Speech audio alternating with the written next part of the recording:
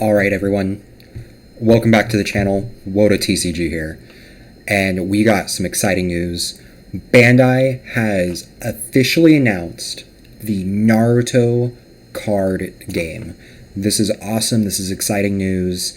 It's going to be another amazing Bandai IP game. I'm really excited to be playing it in the future. I can't wait to see how the game is going to run. I'm really excited. We're going to go into the website, kind of get an idea of what information we do have of it so far. So let's get into it. All right. So we do have a website right now, the Naruto Card Game. It's a little difficult, actually, if you just try Googling it. I had to specifically put narutocardgame.com. It's probably just a newer website, but eventually, hopefully, it'll be coming up soon. Right now, it says don't miss out, stay updated on the Naruto Card Game with the Bandai TCG app. So we should be looking out for that in the future for any official announcements, and then maybe even dropping like pre-release or demo events. One Piece did super pre-release events really early on in the game's history, so I'm really hoping that we get something like that, because that was a really awesome time. We are going to be getting more updates next month on the game, so right now it's going to be a lot of just kind of fan theories. Right now we have a white and black back.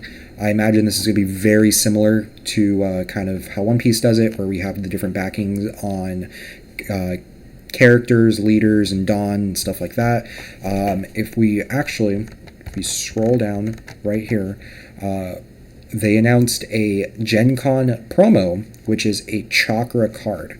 So I imagine we're going to be seeing either the white or the black backing is going to be Chakra versus main deck cards, and then we'll even see if this is a leader-based game or not. We'll just have to see. But Chakra card, it is a little hard to see, but if we zoom in on it, it says, when using Chakra, turn this card face down.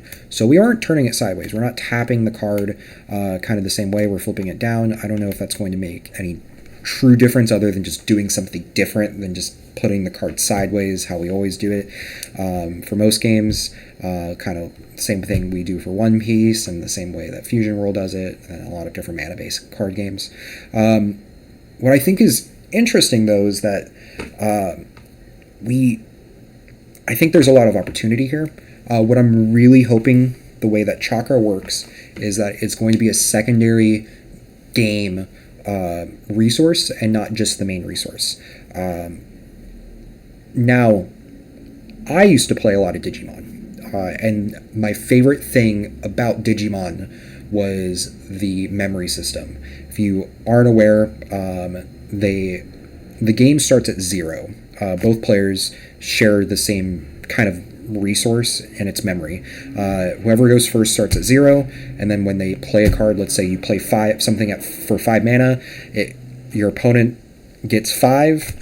Now that you have given your opponent something that is above 0, basically, or you're no longer have memory to work with, it becomes your opponent's turn immediately, and they have 5 to work with. And then once they have passed that threshold back to you, whatever they end up leaving you on, so if you give your opponent 5 and they play a 6, you're left with 1.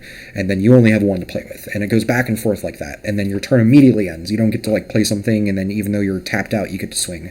So I think it would be really interesting if cards had a memory or a mana value, whatever you want to call it, cost value, where we're using this gauge memory system similar to Digimon, but then there's also card abilities that require Chakra to use. So, like, it doesn't cost Chakra for Naruto to show up into battle, but it costs Naruto Chakra when he wants to use a Shadow Clone Jutsu or wants to use a Rasengan. So I think it would be really interesting if Chakra was used as a secondary mana system and we had something else, whether or not we're going to be using, even if we had like a separate Dawn, or maybe cards had like just can be played out for free, and then the abilities cost Chakra, but you don't need using Chakra to play them, or maybe like I would really hope, because memory is one of my favorite aspects in any card game I've ever played. I really, really love it. If we had a memory system in order to be able to play characters or cast jutsu or whatever. That's a really cool idea. I guess jutsu. That's what I'm going to imagine the event cards are going to be called. And then to be able to cast abilities on cards to be able to pay chakra in order to do it. So you pay 5 to play a Naruto, but if you want to use his ability, it costs a chakra. And then maybe you kind of start with a limited amount of chakra and then it builds up. Or maybe you kind of like it works like action points too. Like chakra could be like action points in that regards, where you have X amount of action points, but your to play cards is kind of different. So I'm hoping we get something similar to like that. I'm really excited for this game, actually. I am a huge One Piece fan. One Piece is my favorite anime of all time, but Naruto is my first anime of all time, and I still love Naruto to death. So being able to play this, it's going to be super exciting.